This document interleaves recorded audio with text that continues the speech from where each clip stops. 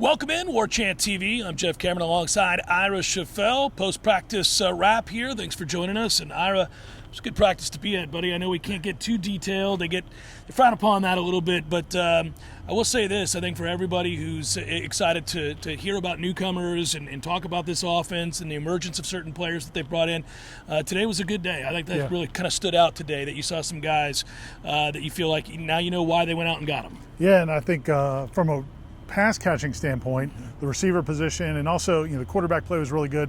I asked Mike Norvell after the practice, when's the last time they've caught it and thrown it this well in practice? And he was like, you're talking about my career or just here? Because they did definitely threw it and caught it well.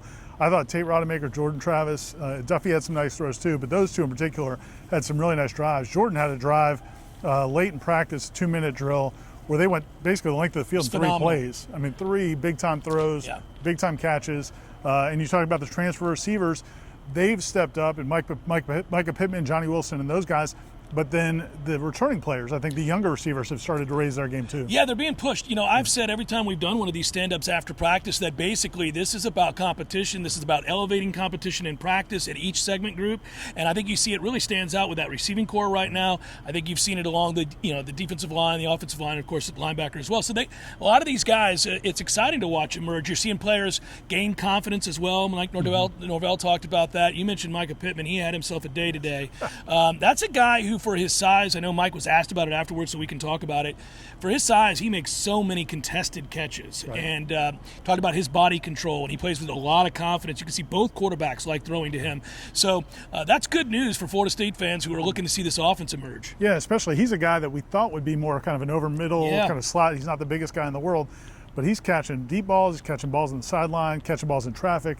Really, you could tell he's a polished veteran wide receiver, and they need that. But Pokey Wilson made some nice plays. Malik McLean made some nice plays. Great late in the practice. He had 4 or 5 great plays. Yeah. So you got some guys emerging there. By the way, you mentioned it earlier. I think we should continue to talk about it, because just because it hasn't happened in a game doesn't mean it won't.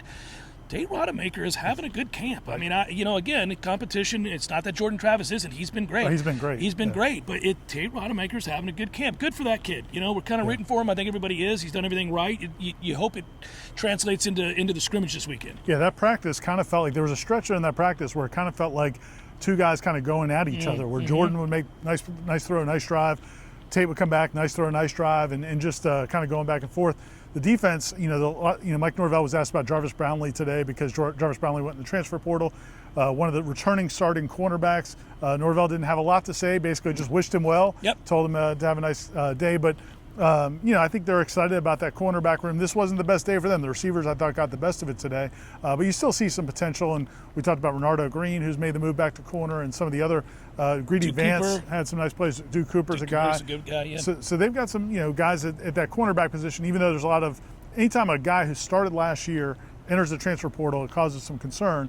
But I think they feel like they're going to move on pretty well. Yeah, good day for the offense. Not a terrible day for the defense. There was just some spot-on throws and big catches. So should be fun for this weekend's scrimmage. Obviously, we'll have a ton of coverage for you here on Warchant TV and Warchant.com. I know articles are coming out, the post-practice interviews, all of that. Yeah, and you talked about the competition in practice, and that's what the players are excited about. Jared Verse talked about it after practice. This Saturday scrimmage is going to be a big deal for this team, because you're going to start to see the depth chart start to kind of reveal itself by the way guys play. And it's not just what you do at practice.